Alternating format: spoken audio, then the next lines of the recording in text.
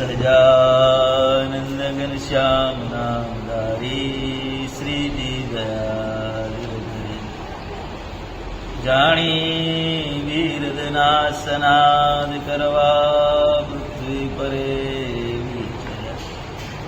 ખમ્મા શ્રી ઘનશ્યામ તમો ખમ્મા રસવાસમો શ્રી અક્ષરધામાધિપતિ પૂર્ણ પુરુષોત્તમ સ્વામિનારાયણ બાપા ભગવતે નમો નમઃ. શ્રી ઘનશ્યામ મહારાજાય નમો નમઃ. શ્રી હરિકૃષ્ણ મહારાજાય નમો નમઃ. શ્રી સહજાનંદ સ્વામી મહારાજાય નમો. શ્રી બાપા શ્રી ભગવતે નમો નમઃ.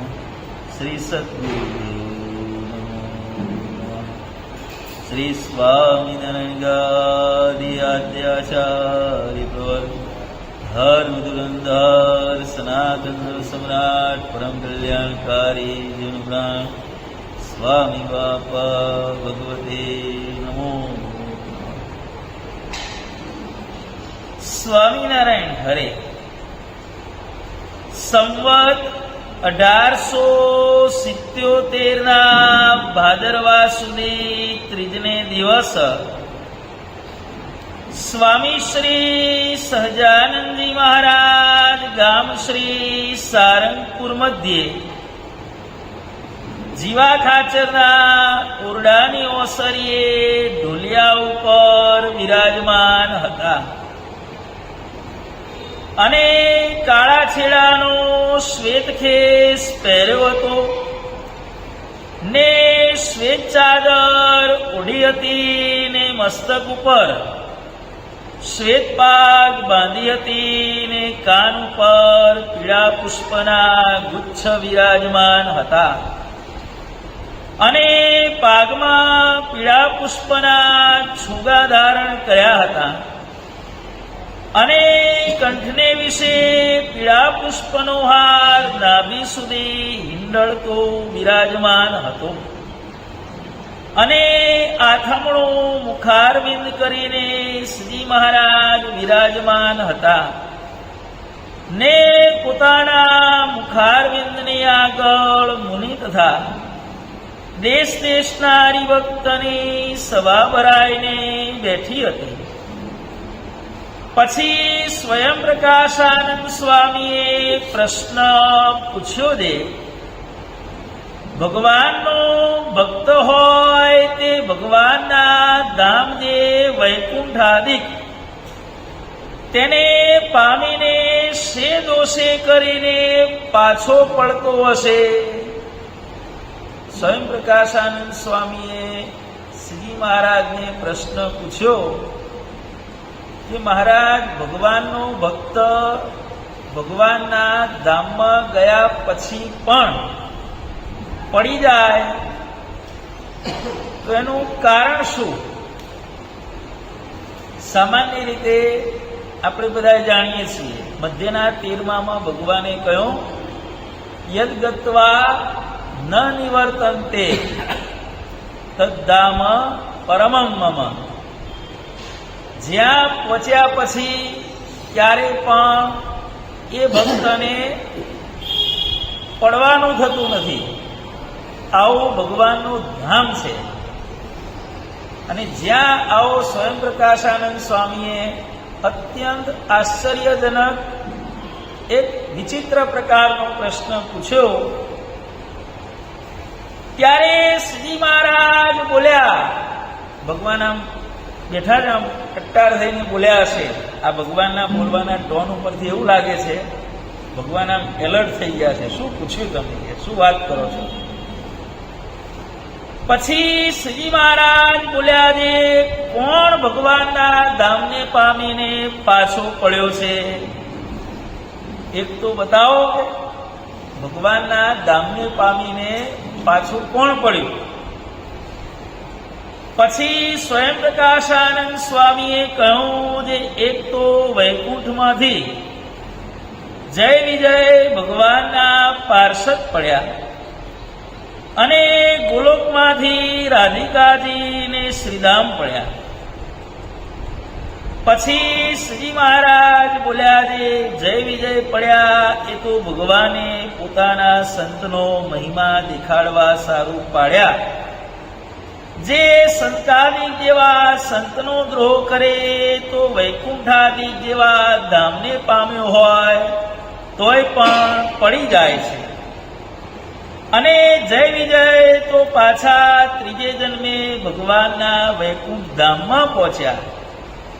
માટે એ કાંઈ પડ્યા ન કહેવાય, એ તો ભગવાનની ઈચ્છાએ થયું. અને પડ્યો તો તે કહેવાય જે તેને પાછો ભગવાનનો સંબંધ જ ન રહે. અને ગોલોકથી રાધિકાદી પડ્યા તે પણ ભગવાનની જ ઈચ્છા હતી. અને પોતાને પણ મનુષ્ય દેહ ધરીને અનંત જીવોનો ઉદ્ધાર કરવો હતો. અને પોતાના કલ્યાણકારી જે ચરિત્ર તેને વિસ્તારવા હતા. માટે રાધિકાજીને કોઈ પડ્યા કહે તો ભગવાન પણ તે ભેળે પડ્યા કહેવાય. તે સારું ભગવાનની ઈચ્છાએ જે ગોલોકથી પૃથ્વીને વિશે આવ્યા એ તે કાંઈ પડ્યા ન કહેવાય. એ ઠેકાણે તો ભગવાનની ઈચ્છા જાણવી. તે ભગવાનની ઈચ્છાએ તો અક્ષરધામમાંથી પણ દેહ ધરે. અને જળ હોય તે ચૈતન્ય થઈ જાય, ને ચૈતન્ય હોય તે જળ થઈ જાય. કેમ જે ભગવાન તો અતિ સમર્થ છે, તે જેમ કરે તેમ થાય. પણ તે ભગવાનની ઈચ્છા વિના તો ભગવાનના ધામને પામીને કોઈ પડે જ નહીં. અને જે પડે છે તે તો આધુનિક ભક્ત હોય તે સાધન કાળમાંથી પડે છે. તે તો યોગ ભ્રષ્ટ કહેવાય. પણ વૈરાગ્ય, આત્મનિષ્ઠા, ભગવાનની ભક્તિ ને બ્રહ્મચર્યાદિક જે ધર્મ તેણે કરીને જે સિદ્ધ થયા હોય તે તો જેવા શ્વેતદ્વીપને વિશે મુક્ત છે તે સરખા છે. તે તો કોઈ કાળે પડતા નથી. મહારાજે પૂછ્યું કે ભગવાનના ધામને પામીને કોણ પડ્યું છે? એનું એક દ્રષ્ટાંત તો બતાવો કે. ત્યારે સ્વયં પ્રકાશાનંદ સ્વામી કહે છે કે મહારાજ એક નહીં કે કેટલા 3 દ્રષ્ટાંત બતાવો. અહીંયા પ્રસંગ 2 છે, પરંતુ પડનાર વ્યક્તિઓની સંખ્યા કેટલી છે? 3 છે. જય, વિજય અને રાધિકાજી. 2 પ્રસંગો અને 3 વ્યક્તિઓ. ત્યારે મહારાજ કહે છે કે જય વિજય જે ભગવાનના ધામમાં દરવાજે ચોકી કરવાનું કામ કરે છે. પરોક્ષના શાસ્ત્રમાં બધું લખાણ છે. જય વિજયને પૃથ્વી ઉપર શા માટે આવવું પડ્યું? તો એનું આખું વર્ણન લખેલું છે. જય વિજય ભગવાનના ધામના દરવાજે બંને ઊભા હતા. એ સમયે ભગવાનને સંકલ્પ થયો, વિષ્ણુને સંકલ્પ થયો કે મારે યુદ્ધ કરવું છે. હવે યુદ્ધ કરવું હોય તો કોની સાથે કરવું? વિચાર કર્યો. દેવતાઓની સાથે કરું, દૈત્યોની સાથે કરું, કોઈ માણસ સાથે કરું? યુદ્ધ હંમેશા સરખે સરખા સાથે થાય, અથવા તો આપણાથી બળીઓ હોય એની જોડે થાય. આપણાથી નીચી કક્ષાનો વ્યક્તિ હોય અને એની જોડે આપણે કંઈક ડખો કરીએ, એમાં આપણી શું શોભા? સરખે સરખા લેવલનું હોય તો શક્તિનું પરીક્ષણ થાય. આપણા કરતાં કોઈ ઊંચા લેવલનો હોય અને એની જોડે યુદ્ધ થાય તો બંને રીતે લાભ છે. જો જીતી જઈએ તો લોકો એમ કે એવડા મોટાને હરાયો, અને હારી જઈએ તો કે તો પહેલેથી નક્કી જ હતું કે એ તો મોટો હતો, નાને હરાવી દીધો. એટલે યુદ્ધ કોની જોડે કરવું, આવો વિષ્ણુ વિચાર કરે છે. ત્યારે કોની જોડે એમની નજર પોતાના બંને સેવકોની સાથે મારે યુદ્ધ કરવું, આવો એમણે વિચાર કર્યો. કારણ કે મારા સેવકો છે એ મારા તુલ્ય કહેવાય. ભગવાનના ધામમાં રહેલા સેવકો ભગવાનના તુલ્ય કહેવાય.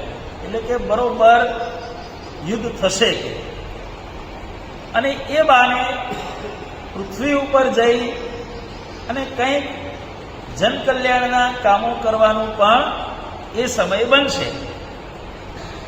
સંકલ્પ કર્યો, અને એ સંકલ્પે કરીને સંકાદિકો, 4 ઋષિઓ છે સંકાદિકો, સનક, આદિક, 4 ઋષિઓ ભગવાનના દર્શન કરવા માટે ભગવાનની ઈચ્છાથી વૈકુંઠમાં આવ્યા. સંકાલિકોની જેમ સાંઈ બાપાએ આશીર્વાદમાં વાત કરી છે, વરદાન માગવાનું કહ્યું. સંકાદિકોને ભગવાને વરદાન માગવાનું કહ્યું. ત્યારે સંકાદિકોએ વરદાન માગ્યું કે પ્રભુ અમને એવું વરદાન આપો કે અમારી ગમે તેટલી ઉંમર થાય, 80 વર્ષ થાય, 800 વર્ષ થાય કે 8000 વર્ષ થાય, પણ અમારી જે મેન્ટાલિટી, માનસિક અવસ્થા, મેન્ટલ એજ જેને કહેવામાં આવે છે, હોય છે ને, ફિઝિકલ એજ આખી જુદી હોય, મેન્ટલ એજ આખી જુદી હોય, કોઈની વધારે હોય, કોઈની ઓછી હોય. અમારી મેન્ટલ એજ 8 વર્ષના બાળક જેટલી રહે. અમારી એજ ગમે તેટલી થાય, પણ અમારું મગજ છે 8 વર્ષના બાળક જેટલું રહે. ભગવાને કહ્યું કેમ? તો કે બાળક હોય ને એ નિર્દોષ હોય. પછી બાળકને બીજા કોઈ સ્ત્રીઓના સંકલ્પ કે બીજો કોઈ વિકાર ન હોય. એટલે મારે ધ્યાન ભજનમાં મગજમાં કોઈ બીજા વિચારો પણ આવે નહીં, અને શાંતિથી આપની ભક્તિ થાય. 8 વર્ષની અવસ્થા અમને સેટ કરી આપો, કે બાકીનું શરીર તો જેનું જેમ થવું એમ થશે. ભગવાને કીધું સારું. કે ત્યારથી ચારેયની અવસ્થા કેટલી છે? 8 વર્ષની.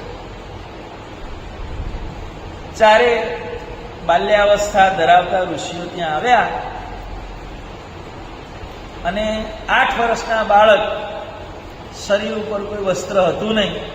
7-8 વર્ષના છોકરા, આ તો અત્યારથી બધું ચાલુ થઈ ગયું. આપણે પહેલા શું હતું ભાઈ?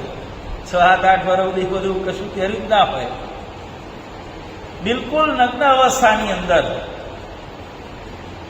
આ ઋષિઓ ધામના દરવાજે આવ્યા. એટલે જય વિજયના અંતઃકરણમાં પ્રવેશ કરી અને ભગવાને એમનામાં તમોગુણ ઉપજાયો. વાસ્તવમાં એ બધા ધામોમાં તમોગુણનું સ્થાન છે નહીં. જેમ મહારાજે મધ્યના 27માં કહ્યું ને, એ સંકાદિકનો અપરાધ કર્યો, તો જ્યાં માયા નથી એવું જે ભગવાનનું ધામ, ત્યાંથી પણ જય વિજય પડી ગયા. મહારાજે સ્પષ્ટ લખેલું છે મધ્યના 27માં કે ત્યાં માયા નથી. હવે માયા ન હોય તો માયાનો ગુણ ક્યાંથી હોય? ત્યારે શું સમજવું? કે ભગવાનની ઈચ્છાથી એમના હૃદયમાં તમોગુણનો પ્રવેશ થયો, અને તમોગુણનો પ્રવેશ થયો એટલે બંને જણા આ 4 સંકાદિકોને જોઈ અને ગરમ થઈ ગયા. થઈ કે તમને ખબર નથી પડતી કે ભગવાનના દર્શન કરવા કે ગમે ત્યારે હાલે આવો છો, અને કોઈ જાતનો પ્રોટોકોલ છે જ નહીં કે કપડાં પહેરીને વ્યવસ્થિત થઈને આવવું જોઈએ કે આવી નગ્ન અવસ્થામાં? કે ત્યારે સંકાદિકો કે ભાઈ તમે ભગવાનના સેવક છો, અમે સમજીએ છીએ, ભગવાનના દર્શન કરવા જવા દો. કે હવે ભગવાનની ઈચ્છાથી આવે છે, ભગવાનની ઈચ્છા પણ અમે રજા નહીં આપીએ. તબ બારો બારો ચા કરતા કેટલી વધારે ગરમ હોય ને, પાછી લોકમાં એમ કે ચા હોય એના કરતા કેટલી વધારે ગરમ હોય. દાળનું તપેલું હોય તો દાળ કરતા દાળનું તપેલું વધારે ગરમ હોય. એમ સ્વામી કરતા એમની સેવામાં રહેલા સેવકોનો પાવર, અમે સ્વામીના પણ સ્વામી છીએ, પાવર હોય છે એટલો. થઈ ઉભારો. શંકાદિકોએ બહુ વિનંતી કરી.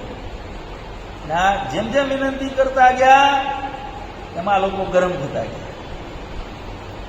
ત્યારે ભગવાને શંકાદિકોને પણ પ્રેરણા કરી. 8 વર્ષની અવસ્થા બોલ, અને એમાં પણ તમોગુણનો પ્રવેશ થયો. શંકાદિકોએ શાપ આપ્યો, તમે બંને જણા ભગવાને કૃપા કરીને તમને સેવામાં રાખ્યા, પણ તમને કોઈ જાતનો વિવેક નથી,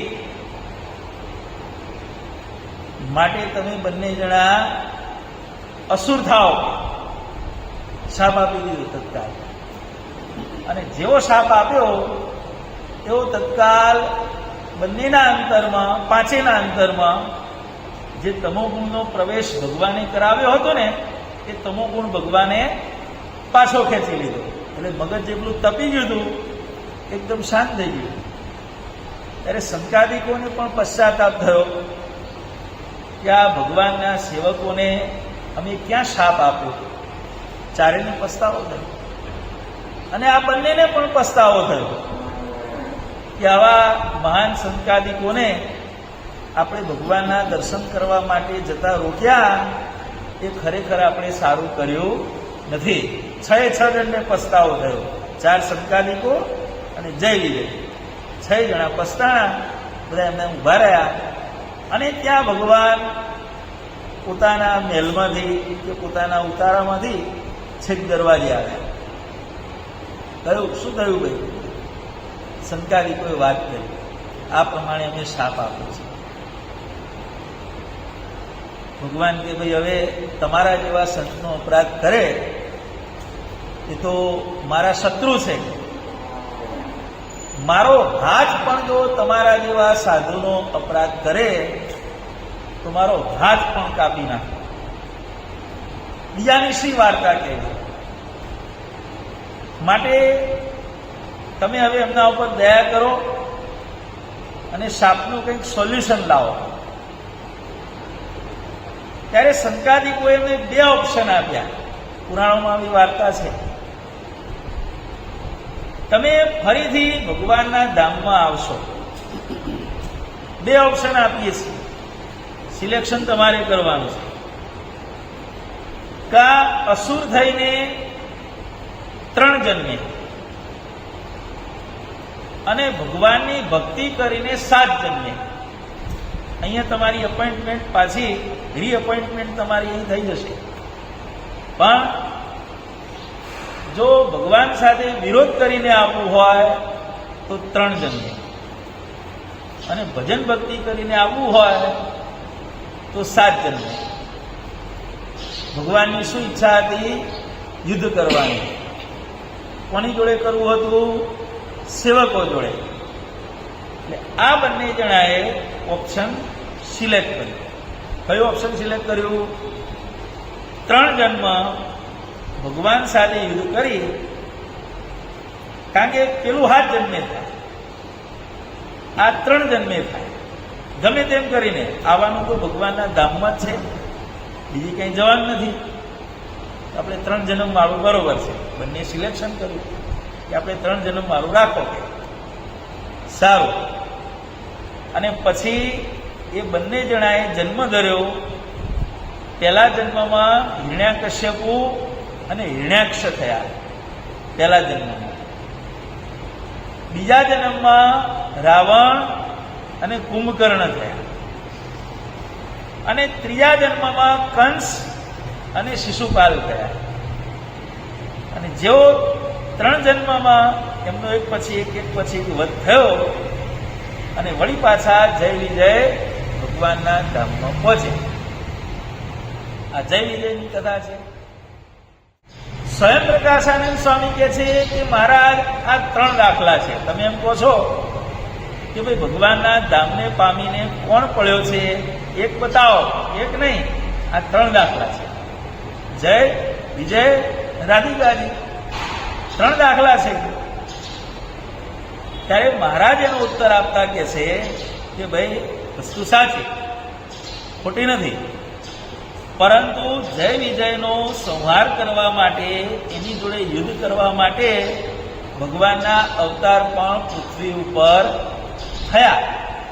હવે તમે એમ કહેતા હો કે જય વિજય કે પડ્યા તો એમને મારવા માટે, એમની જોડે યુદ્ધ કરવા માટે વિષ્ણુ પણ પૃથ્વી ઉપર આવ્યા. તો જય વિજય પડ્યા તો એમની સાથે એમને મારવા માટે આવેલા વિષ્ણુ પણ પડ્યા કહેવાય. સ્વાભાવિક છે. મહારાજે આર્ગ્યુમેન્ટ જબરજસ્ત કરી, જવાબ જોરદાર આપ્યો. જો એ 2 પડ્યા તો વિષ્ણુ પણ પડ્યા. રાધિકાજી પૃથ્વી ઉપર આવ્યા તો એમની સાથે શ્રી કૃષ્ણ પણ આવ્યા, એ પડ્યા. જો રાધિકાજી પડ્યા તો શ્રી કૃષ્ણ પડ્યા. પડ્યા ન કહેવાય. કેમ કે પેલા 3 જન્મે કરી અને વળી પાછી એમની એપોઇન્ટમેન્ટ જ્યાં હતી પોતાના મૂળ સ્થાને પાછા આવી ગયા. અને આ બાજુ રાધિકાજી પણ એક જન્મ ધરી વળી પાછા ધામમાં પહોંચ્યા. તમને પડ્યા કેમ કહેવાય? ધામમાંથી પડી ગયો એમ કોને કહેવાય? કે જે પડ્યા પછી ક્યારે ધામમાં પાછો આવે નહીં. સત્સંગમાંથી ગયો કોને કહેવાય? કે એકવાર સત્સંગમાંથી ગયો અને મૃત્યુ પર્યંત પાછો ના આવે તો એને સત્સંગમાંથી ગયો કહેવાય. કોઈ દેશકાળને કારણે, કોઈ પોતાના સ્વાભાવિક દોષને કારણે, કોઈ કુસંગે કરીને, કોઈ અપરાધે કરીને 3-4 કારણો વિમુખ થવાના બાપાએ ટીકામાં બતાવ્યા છે. એક તો ભગવાનને મોટાનો અપરાધ કર્યો હોય અને સત્સંગમાંથી જતો રહે, કોઈ પોતાના સ્વાભાવિક અલ્પ દોષ હોય અને વ્યક્તિ જતો રહે, અથવા તો કુસંગીનો યોગ થાય. 3 કારણો લોયાના 17માની ટીકામાં સત્સંગમાંથી જવાના 3 કારણો બતાવ્યા છે. ભગવાનને મોટાનો અપરાધ અવગુણાઈ જાય, કોઈ એવાનો સંગ થઈ જાય, અથવા તો પોતાનો કોઈ એવો સ્વભાવ પ્રકૃતિ દોષ હોય અને વ્યક્તિ જતો રહે. અને જતા રહ્યા પછી ધારો કે 5 વર્ષે કે 10 વર્ષે પસ્તાવો કરી અને પ્રાયશ્ચિત કરીને સત્સંગમાં પાછો આવે તો એને ગયો ન કહેવાય, સત્સંગમાં જ કહેવાય. એમ મહારાજ કહે છે કે જય વિજય 3 જન્મે વળી પાછા ભગવાનના ધામમાં પહોંચ્યા. રાધિકાજી પણ પૃથ્વી પર આવ્યા ખરા, પણ વળી પાછા ધામમાં પહોંચ્યા. એ કંઈ નરકમાં કે જન્મ મરણના ફેરામાં તો ક્યાંય ગયા નથી. માટે પડ્યા કેમ કહેવાય?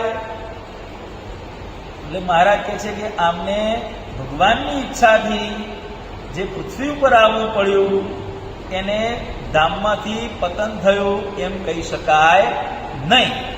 ભગવાનની ઈચ્છાથી થયું.